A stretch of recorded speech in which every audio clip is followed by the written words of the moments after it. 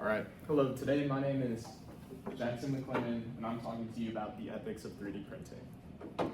So the roadmap for this is going to look like I'm going to talk about the current state of 3D printing, some positives and negatives that come from 3D printing, some conflicts of interest that are interesting when we talk about the ethics of 3D printing, and then potential solutions to some problems that it presents. So the current state of 3D printing. 3D printing has blown up.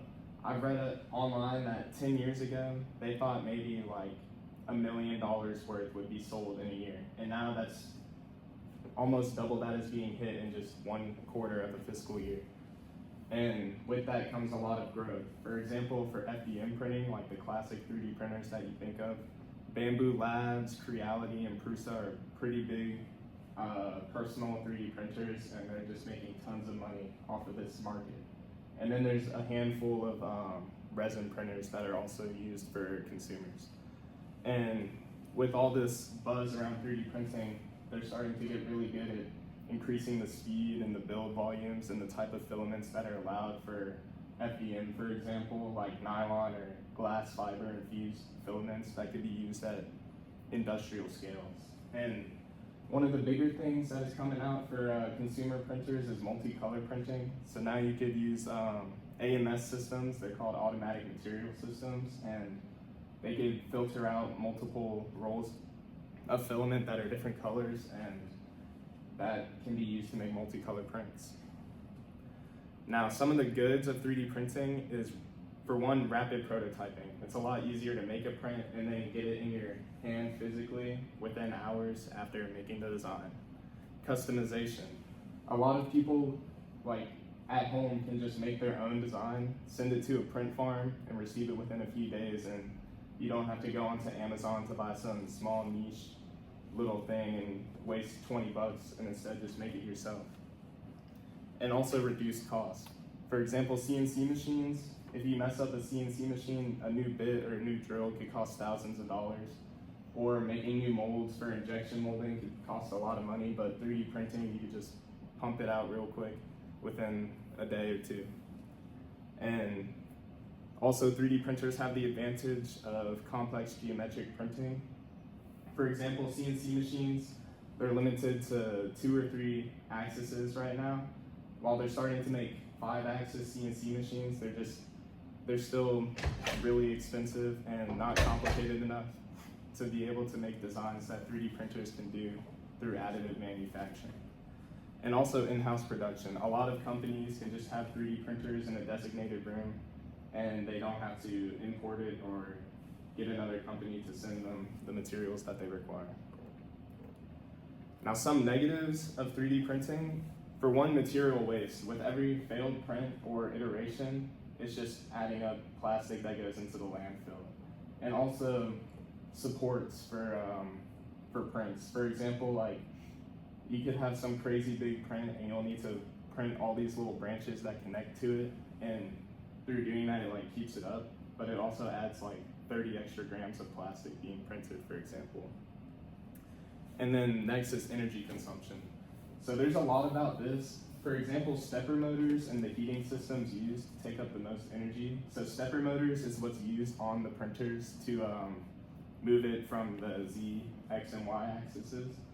And the heating, like the heating pad and the nozzle, take up a majority of the actual power because they have to be used constantly throughout the print. And lastly, one of the big ones is potential health risks.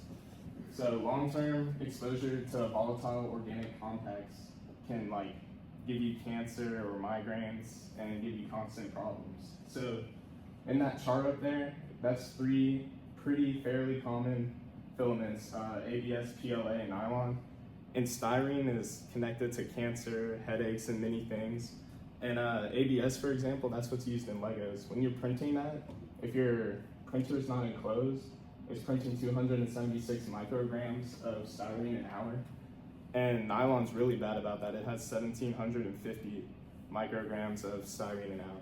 And on this list, this is only 5 out of like 30 compounds that are tested in the air coming from the printers while they are printing these specific materials out. Now, some ethical conflicts with 3D printing. The first one is prototyping versus increased material waste. So one of the whole points of industrial 3D printing is being able to make prototypes really fast. But now that 3D printers are becoming like a household object for a lot of people, it increased waste because a lot of people just aren't educated in how to like maneuver their builds or prevent waste from being made by making bad prints. And also short-term creativity versus long-term impacts. Have y'all ever been to like a fair and you've seen like a table with just like a bunch of like 3D printed lizards or dragons? Like that stuff, they oversell it like 20 bucks off of like a $2 print. And then, you know, after like a week, that thing's in the trash because it either breaks or you just lose interest because it's not like a really good thing. Now, some proposed solutions to this is making more biodegradable filaments.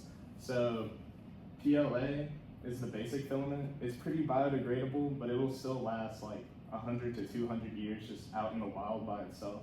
And most prints, you know, making it a lifetime worth biodegradable, it's kind of hard to do because you don't know how long someone will live or how long the actual like random piece that they print needs to work for. And so that could be one area we can improve on. And next is segmented heating beds. So if you look at the top, all printers right now work on that left side. So the whole heating bed is heated up. And so heating the bed is what keeps it stuck to the bottom so the print doesn't move around or unstick during printing. And so this group of researchers, they actually made a segmented heating bed and they oriented their print so that they only used like 4 squares out of their 16. And they found that it reduces the power consumption of a printer by 23%. And so that's another solution. And then more efficient motors. As you look at the other picture, there's like 6 motors attached to the 3D printer, and all of those are, I think they account for around 40% of the power draw, and just making better, smaller motors that are better power consumption could help reduce the energy waste that it has. And also enclosures with carbon filtration. So going back to the ABS and nylon, if you have an unenclosed 3D printer, that'll cause like serious health problems for you. Just even being exposed to it for like a month will probably give you something eventually. But now a lot of printers are starting to become enclosed, but the filters they're using are not actually like good enough grade to filter out the micrograms of plastic that's being put in the air. So improving on that is one way to make 3D printing a lot more ethically safe and better. And then 3D printing education is also just pretty lackluster. You'd be surprised going online and see like how many people don't know that like burning ABS in your room will like give you plastic poisoning or headaches and stuff. And lastly, exporting designs to print farms. I know some people personally, they have a 3D printer and they maybe use it like once or twice in their life. And then, you know, it's just a waste of money and a waste of time. And instead, they could have sent their one little niche like design to a print farm and saved like 300 bucks buying a little 3D printer for themselves. And so some conclusions for this is 3D printing can continue to be built upon and create better manufacturing options, as CNC is a removing manufacturing, and injection molds can just be expensive in general. But additive manufacturing still holds a lot of potential and can be improved upon a lot.